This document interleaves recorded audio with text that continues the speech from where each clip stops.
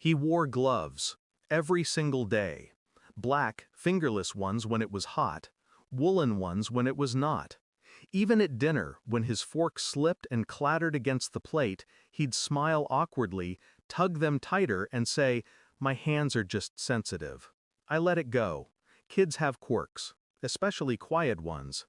But something about the way he flinched when my sister touched his shoulder stayed with me, like he was holding a secret under those gloves. One morning I woke before him, heard the faucet running. The bathroom door was cracked open just enough. He was standing at the sink, sleeves rolled up, gloves off.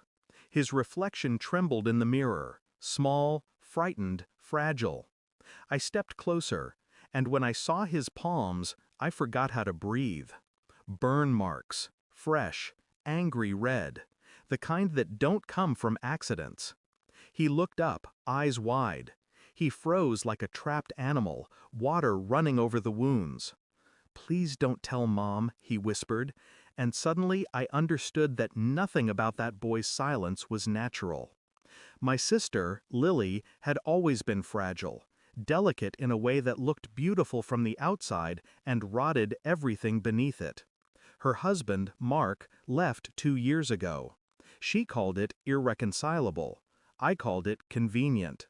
When she asked if her son Owen could spend the summer with me, I didn't hesitate. She needed space, or that's what I told myself. Now I watched that boy's hands shake over breakfast. He smiled when she called, pretended everything was fine. But I could see the tension in his jaw, the quick glances toward the door when her voice came through the phone. "Mom says not to worry," he said once. "She's getting better." I nodded, even though I didn't believe it. Lily didn't get better. She hid better. The next time I asked about his hands, he shut down completely. Eyes dark, lips trembling. Then he said something that froze me. "She says it's my fault." That night I couldn't sleep. I lay in the dark, listening to the soft hum of the ceiling fan, wondering how much pain a child could hide before he breaks. I started watching more closely. His reactions, his habits. He'd double-check locks, jump at sudden noises, keep his gloves in a perfect folded pair beside the bed. Once, I found him whispering something to himself. "Don't make her mad, don't make her mad." I began writing everything down, dates, times, details. I wasn't sure what I was building, a record or a defense.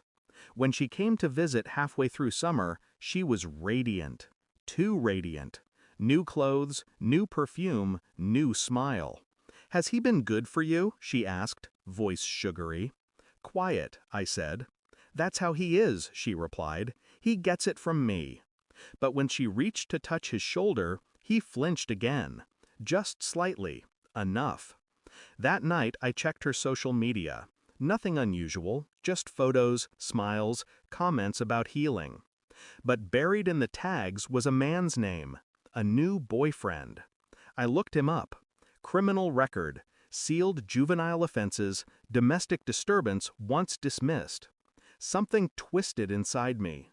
The next day, Owen had new blisters on his fingers. He said he'd accidentally touched the stove. I didn't believe him. I called Mark, her ex-husband. He hesitated to talk, then finally said, "She used to burn herself. Said it calmed her down. Sometimes she'd make him hold the lighter."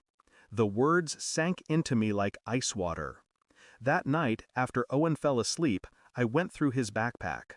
Inside, tucked between comic books and crayons, was a folded sheet of paper, a drawing, a woman with long hair holding a lighter, a boy's hands drawn in red, and behind them, a man, faceless, watching. My blood went cold. I called child services before dawn. And then I called Lily. "Don't come tomorrow," I said. "They'll be visiting." Her tone shifted instantly. "What did you do?" I didn't answer, just listened to the silence stretch, heavy, trembling, terrified. When the agents arrived, she was already outside, screaming my name, mascara streaked, rage blistering through the morning air. You think you can take my son? I stepped onto the porch, calm.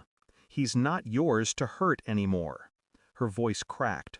You don't understand. He lies. But Owen was inside, clutching the social worker's hand. For the first time, his gloves were off. I watched her face when she saw his burns, the ones she'd made him hide. It was like watching a mirror shatter in slow motion. I didn't raise my voice, didn't threaten. I just said, "He showed me what you did." She broke then, sobbing, shaking, falling to her knees on the gravel like something sacred had been taken from her. That was 2 years ago. Owen lives with me now. He doesn't wear gloves anymore. Sometimes he still wakes from nightmares. He says he dreams about fire.